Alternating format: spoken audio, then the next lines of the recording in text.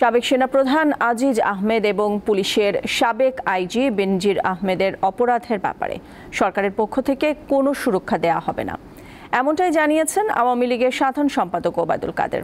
সকালে বঙ্গবন্ধু অ্যাভিনিউয়ে সদ্য প্রয়াত সাবেক সংসদ সদস্য মানু মজুমদারের কফিনে শ্রদ্ধা জানিয়ে দলীয় কার্যালয়ে তিনি বলেন, যেই অপরাধ করুক তাকে শাস্তি পেতে হবে। সাবেক সেনা ও পুলিশ প্রধানের কর্মকাণ্ডে সরকারের ভাবমূর্তি ক্ষুণ্ণ হয়েছে কিনা এমন প্রশ্নে আওয়ামী লীগ সাধারণ সম্পাদক বলেন, অপরাধীদের শাস্তি পাওয়ার বিষয়ে সরকার সৎ সাহস দেখিয়েছে কিনা তাই গুরুত্বপূর্ণ। আবরার ও বিশ্বজিৎ হত্যাকাণ্ডের উদাহরণ টেনে তিনি বলেন, ছাত্রলীগের কর্মী হয়েও কেউ পার পায়নি।